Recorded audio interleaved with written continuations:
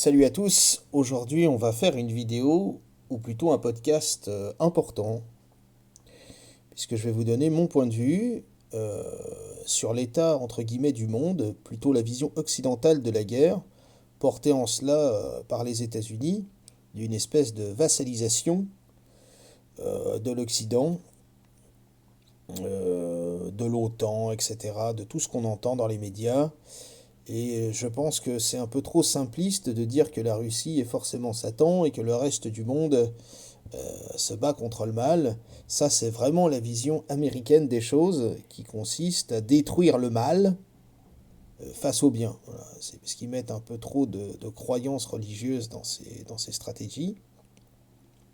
Alors évidemment, je ne suis pas là non plus pour défendre la Russie aveuglément.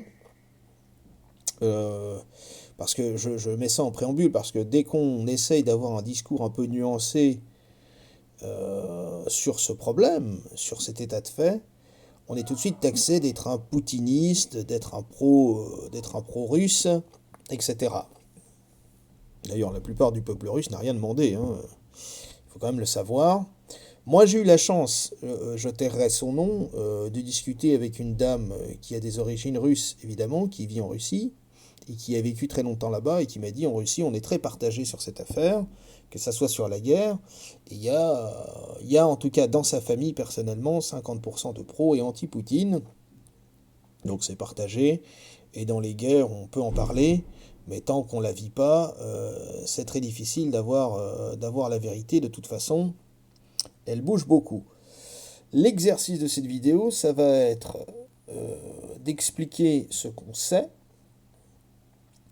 par rapport à l'engrenage qui a amené à la guerre. Moi, je pense que cette guerre aurait pu être évitée depuis bien longtemps. Il faut toujours mettre en préambule que quand on parle des sujets de guerre, la première victime des guerres, c'est la vérité. Voilà. C'est-à-dire qu'il y a toujours des propagandes. D'ailleurs, Yann Moix l'a reconnu, hein.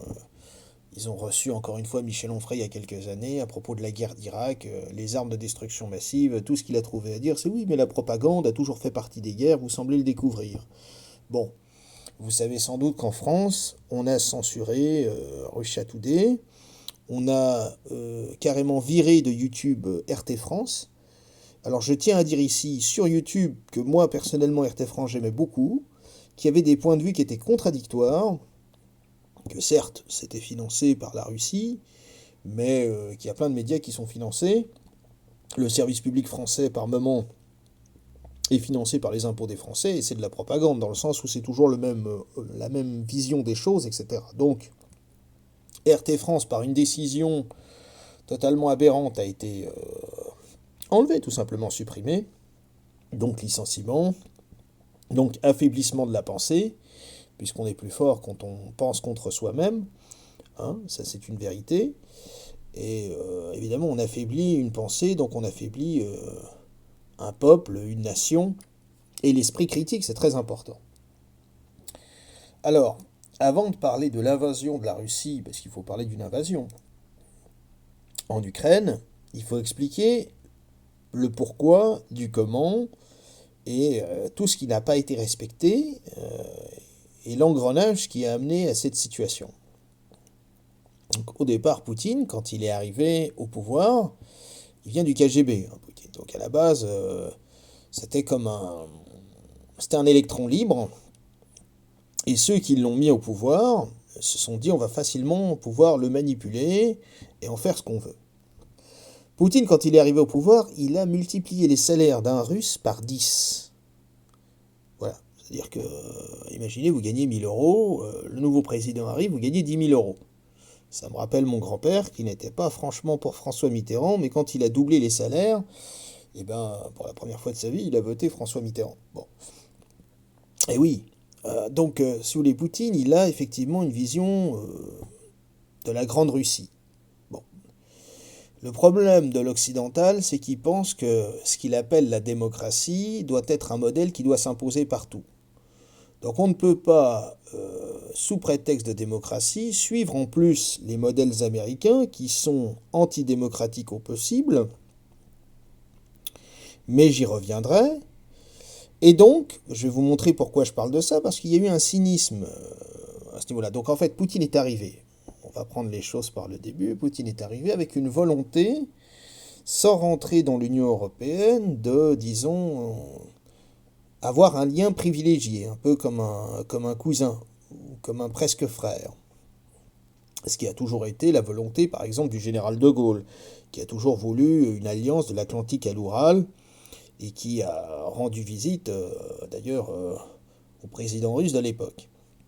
Et c'était déjà une autre ambiance que Vladimir Poutine, croyez-moi. Donc Poutine arrive avec cette volonté.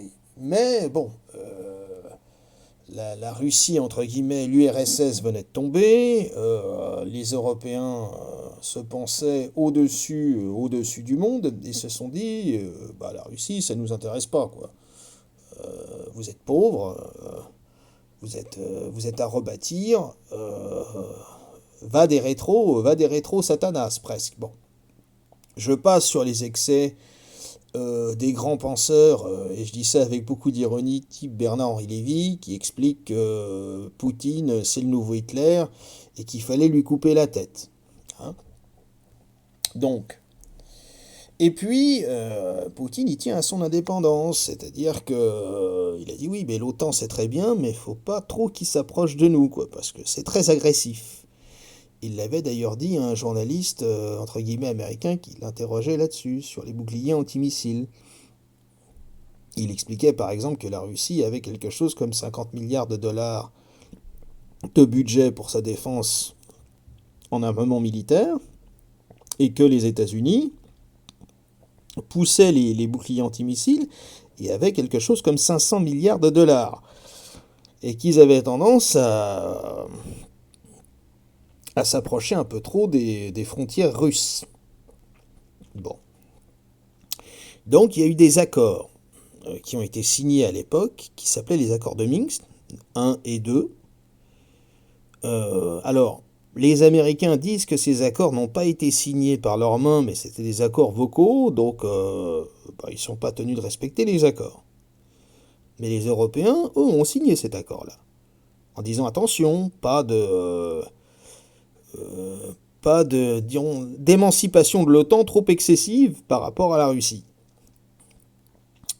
Ensuite, il y a une journaliste de guerre qui est venue, alors malheureusement pas assez sur des plateaux de télévision en France, mais je crois qu'elle a fait une intervention sur CNews, dans l'émission de Pascal Praud, dans l'heure des pros, où elle a montré ce qui se passe au Donbass depuis 7 ans et demi.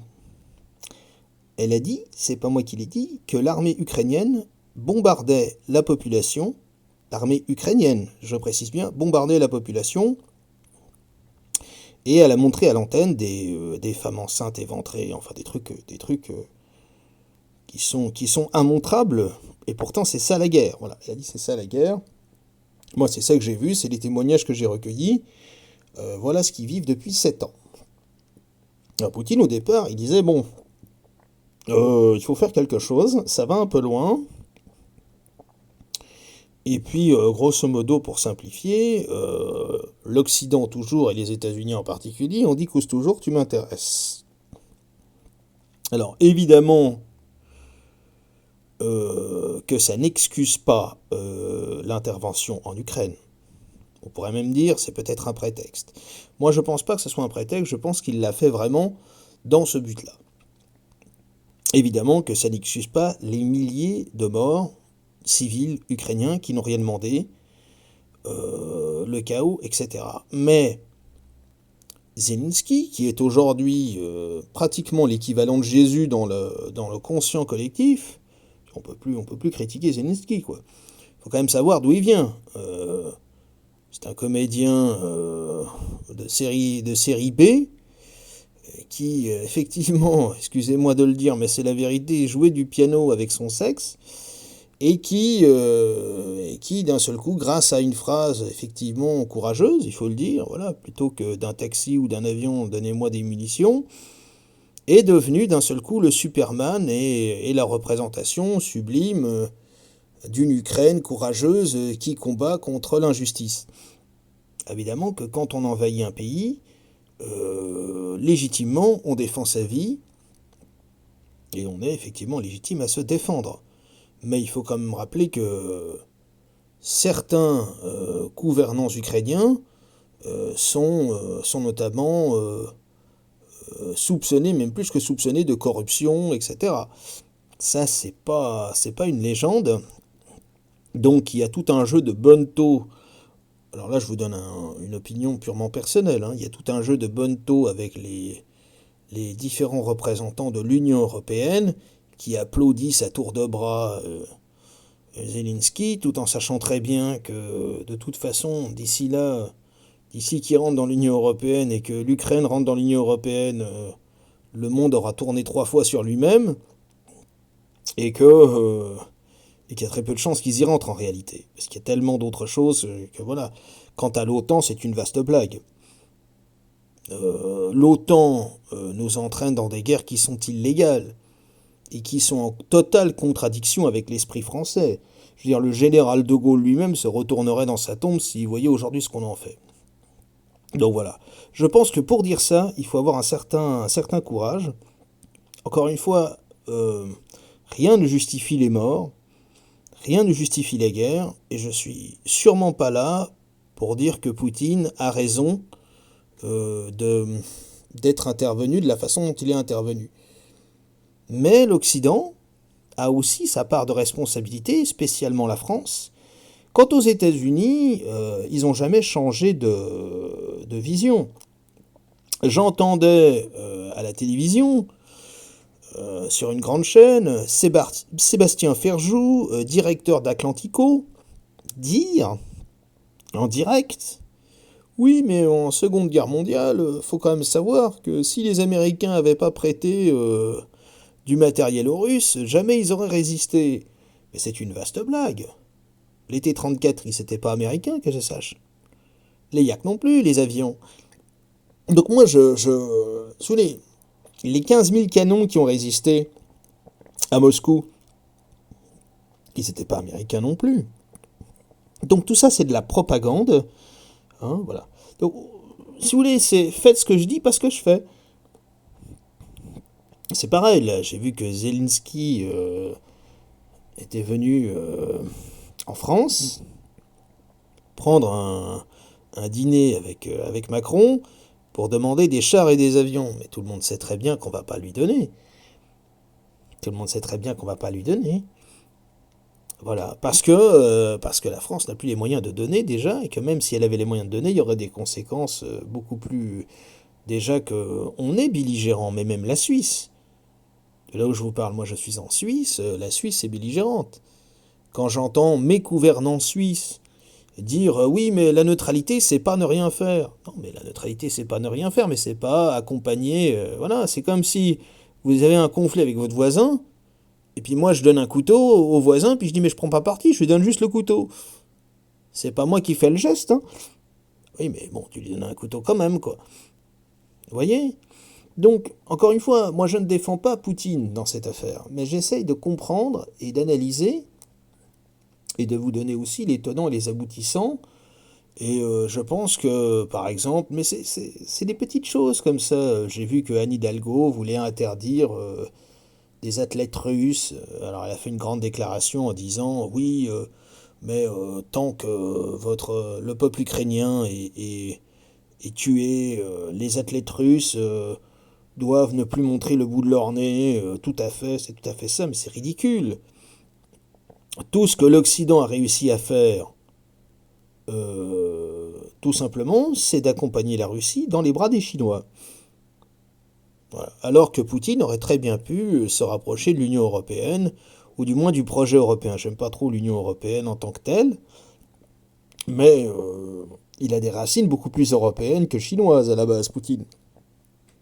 Voilà. Donc tout ça, ça ne sert que les intérêts des Américains, qui sont très heureux de voir la Russie en action, et qui, en attendant, ça permet de vendre leur pétrole, voilà, d'avoir des contrats, etc. J'ai vu d'ailleurs, il y a un ministre, Bruno Le Maire, je crois, qui à l'époque avait annoncé la fin du rouble, de la monnaie russe, en disant c'est la fin du monde, etc. Ils sont pliés, ils sont finis, ils sont 6 pieds sous terre. La Russie s'est jamais aussi bien portée, quoi. Alors quand on vous explique dans les médias mainstream que la Russie est affaiblie, qu'elle est sûre de perdre la guerre, moi je suis pas sûr, hein. Je rappelle quand même que d'un côté il y a un pays avec une puissance nucléaire et pas de l'autre, hein. Donc et puis la Russie, excusez-moi, mentalement, c'est pas l'Occident, hein. Je rappelle aussi à mes chers amis français que j'aime très fort, hein, qu'en cas d'attaque, il y a 3 jours de munitions. 3 jours de munitions. Donc il faudrait quand même un petit peu redescendre un petit peu sur Terre. Je comprends que dans ces conditions, on a besoin de l'oncle Sam et du parapluie de l'OTAN, soi-disant. Les Américains s'en foutent complètement. C'est un jeu de bonneteau, je vous dis, c'est un jeu de cynisme. Donc ça, c'est ma position. En conclusion de ce fait, je dirais que, évidemment, ça ne justifie en rien le massacre d'une population. Je trouve que la résistance est toujours un acte de courage, hein, parce que dans ces cas-là, il faut être capable de tuer son frère quand il s'agit de sa vie. Quand il s'agit de défendre sa vie, il faut être capable de tuer n'importe qui, puisqu'on est en face de la mort. Voilà. Donc, ou alors on ne le fait pas, mais on accepte d'y passer aussi. Ça, si ça touche à l'honneur et à ses principes, là c'est autre chose. Et vous comprenez ce que je veux dire par là. On est transfiguré quand on est en face de ce type de risque, de ce type de danger. Voilà. Donc, mais d'ailleurs, c'est pour ça que des drogues circulaient, et doivent d'ailleurs circuler, je pense, pour donner du courage aux soldats, parce que ça peut faire fuir, entre guillemets, un soldat qui serait moins aguerri au combat, etc. La volonté dans les yeux, quoi, hein. Voilà. Donc, évidemment, Poutine a eu plus qu'un excès, c'est évidemment très condamnable, et il faut saluer la résistance d'une partie du peuple ukrainien. Mais on ne doit pas exonérer les fautes occidentales, la manipulation américaine dans cette affaire, et ça vient pas d'aujourd'hui, hein, parce que ça date de l'époque de Jean Monnet, et de la mort effectivement du général de Gaulle. À partir du moment où le général de Gaulle est mort, les Américains ont voulu vassaliser l'Europe, et force est de constater qu'ils y arrivent, et qu'ils y sont arrivés. Puisqu'aujourd'hui, vous dites, oh, il faudrait sortir de l'OTAN. Le 3 quarts des gens vous disent, mais t'es complètement fou, qu'est-ce qui va se passer si on sort de l'OTAN, tu te rends compte, on peut se faire agresser, on va se faire détruire. Moi, je vous dis, si un pays en Europe se fait agresser demain par une grande puissance, les Américains ne bougeront pas. Ils ne bougeront pas le petit doigt. Mais il suffit de voir ce qui s'est passé en Première Guerre mondiale, et même en Seconde Guerre mondiale. Donc Sébastien Ferjou, qui nous explique que sans les États-Unis, la Russie n'aurait jamais résisté, je ne sais pas où il a vu ces historiens, ou alors qu'il monte les livres d'histoire, parce que alors moi j'ai beaucoup étudié la période, j'ai jamais vu ça, hein. J'ai jamais vu une thèse contradictoire aussi absurde. Jamais. Voilà, donc ça c'est un manque de culture, ou alors c'est volontaire. Si c'est volontaire, c'est plus grave. Voilà ma position. Bah, c'est toujours des sujets très délicats et très périlleux, mais c'était important de vous transmettre, on va dire, mon état d'esprit sur ce sujet-là en particulier. Et je ne désespère pas de faire une émission alors vraiment particulière sur ce sujet, et expliquer les différentes positions d'ailleurs politiques et les attitudes de tous ces acteurs. Voilà, malgré eux. À bientôt les amis.